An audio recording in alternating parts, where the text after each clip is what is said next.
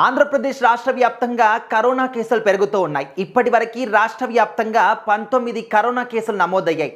వైద్యులు అందరికి కూడా ప్రజలకి జాగ్రత్తలు చెప్తూ ఉన్నారు. పబ్లిక్ ఏరియాలో జాగ్రత్తగా ఉండండి. అదేవిధంగా ఎప్పుడు కూడా మీ వెనకాల మాస్క్ని మాత్రం ఖచ్చితంగా క్యారీ చేయండి. దాంతోపాటు శానిటైజర్ని కూడా తీసుకెళ్ళండి. మీ ప్రాణాలు మీ చేతిలోనే ఉన్నాయి. ఇప్పుడున్నటువంటి కేసులు దేశవ్యాప్తంగా కావచ్చు, రాష్ట్ర వ్యాప్తంగా కావచ్చు, కొన్ని తక్కువ కేసులు అయినప్పటికీ కూడా మీరు మాత్రం ప్రతి ఒక్కరూ జాగ్రత్తగా ఉండాలి. పబ్లిక్ ప్లేస్లోకి వెళ్ళినప్పుడు మాత్రం ఖచ్చితంగా సెక్యూరిటీని అంటే మీకు మీరు ఖచ్చితంగా రక్షణ కల్పించుకోవాలి అని చెప్పేసి వైద్యులు చెప్తూ ఉన్నారు. ముఖ్యంగా ఆంధ్ర రాష్ట్రంలో చూసుకుంటే 19 కరోనా కేసులు. ఈ యొక్క కరోనాని కరోనా ఒమిక్రాన్ RF5 వేరియంట్గా కూడా గుర్తించడం జరిగింది. అయితే ఇది ఎక్కువగా ప్రమాదం అంటే ఎక్కువ ప్రమాదం కూడా కాదు, కానీ ఖచ్చితంగా జాగ్రత్తగా మాత్రం ఉండాలి. ఎవరైతే ఆల్రెడీ దీర్ఘకాలికంగా రోగాల బారిన పడి ఉంటారో, ఎప్పటి నుంచో కూడా వాళ్ళ ఆరోగ్యం సరిగ్గా లేకపోతే చిన్నపిల్లలు కావచ్చు, వృద్ధులు కావచ్చు, గర్భిణీ స్త్రీలు కావచ్చు, వీళ్ళు మాత్రం ఇంకా ఎక్కువగా జాగ్రత్తగా ఉండాలి. ఈ యొక్క కరోనా వేరియంట్ వల్ల ఎలాంటి ఎక్కువగా ప్రమాదాలు జరిగేటటువంటి అవకాశాలు లేకపోయినప్పటికీ వీళ్ళు ఏంటంటే ఇప్పుడు గర్భిణీ స్త్రీలు అంటే వాళ్ళు కూడా జాగ్రత్తగా ఉండాలి. వృద్ధులు కావచ్చు, చిన్నపిల్లలు కావచ్చు, వాళ్ళకు ఏంటంటే రోగనిరోధక శక్తి తక్కువగా ఉంటుంది కాబట్టి వాళ్ళు ఖచ్చితంగా జాగ్రత్తగా ఉండాలి.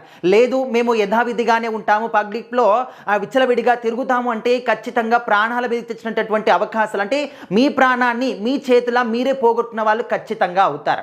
ముఖ్యంగా ఆంధ్ర రాష్ట్రంలో వైఎస్ఆర్ కడప జిల్లాలో మాత్రమే 8 కేసులు నమోదయ్యాయి. మరి అక్కడ పరిస్థితి ఏంటి అనేది కూడా వైద్యులు చెప్తూ ఉన్నారు. అంటే ఈ కేసులు ఎక్కడి నుంచి పెరుగుతున్నాయి, వాళ్ళు ఏం చేస్తున్నారు, ముందుగా ఎక్కడి నుంచి వచ్చింది అనే దాని గురించి కూడా వైద్యులు మాత్రం ఎగ్జామిన్ చేస్తూ ఉన్నారు. అండ్ ఇక్కడ వైఎస్ఆర్ కడప జిల్లాలోనే 8 కేసులు అంటే విశాఖ కావచ్చు, ఏలూరు కావచ్చు, కాకినాడ కావచ్చు, ఇలాంటి ఏరియాల్లో కూడా ఈ జిల్లాల్లో కూడా అక్కడక్కడ 2 కేసులు ఉన్నాయి. అక్కడక్కడ ఒక్కొక్క కేసు కూడా నమోదైంది. ఓవరాల్గా ఏపీ రాష్ట్ర వ్యాప్తంగా చూసుకుంటే 19 కరోనా కేసులు అయితే ఇప్పుడు కనిపిస్తూ ఉన్నాయి.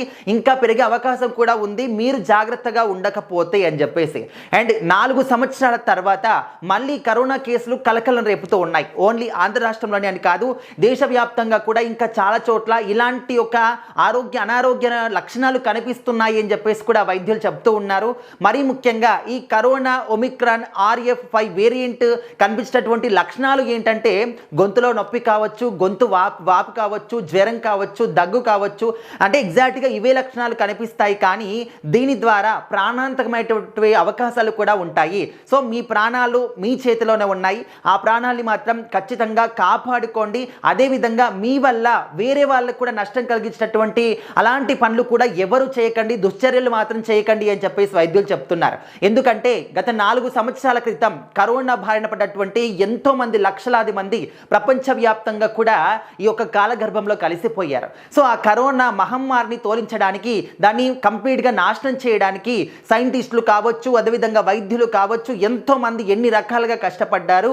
సో ఎంతమంది పురుగుల్లాగా రాలిపోయారు నేలపైన మనం చూసాము. సో వాళ్ళందరూ కూడా చనిపోయిన తర్వాత కొన్ని సంవత్సరాల తర్వాత కరోనా అనేది తగ్గడము, మళ్ళీ మనము యథావిధిగా హ్యాపీగా బ్రతుకుతున్నాం. కానీ ఇలాంటి సమయాల్లో 4 సంవత్సరాల తర్వాత కరోనాకు సంబంధించినటువంటి ఇంకొక వేరియంట్ కనిపించడం అనేది అందరూ కూడా ఉలిక్కి పడుతూ ఉన్నారు. అండ్ ముఖ్యంగా ఎవరైతే పబ్లిక్ ప్లేస్లో ఇప్పుడు జాబులు చేసే వాళ్ళు ఉంటారు, హాస్పిటల్స్ కావచ్చు, స్కూల్స్ కావచ్చు, పబ్లిక్ ఏరియాస్ అంటే లైక్ రైల్వే స్టేషన్స్ కావచ్చు, బస్ స్టాండ్స్ కావచ్చు, ఇలాంటి ఏరియాలో క్రౌడ్ ఎక్కువగా ఉంటుంది, ముఖ్యంగా మార్కెట్ ఏరియాలో. సో మరి వాళ్ళ పరిస్థితి ఏంటి అంటే ఖచ్చితంగా అందరూ కూడా శానిటైజర్లు కావచ్చు, మాస్కులు కావచ్చు, మీ యొక్క సెక్యూరిటీ మీరే చూసుకోవాలి. మీ ప్రాణాలు మాత్రం ఖచ్చితంగా మీ చేతుల్లో ఉన్నాయి. పదే పదే ఈ మాట చెప్తున్నారంటే అర్థం చేసుకోండి. అందరూ కూడా పబ్లిక్ ప్లేస్లోకి వెళ్ళేటప్పుడు మాత్రం ఖచ్చితంగా జాగ్రత్తలు పాటిస్తూ వెళ్ళండి.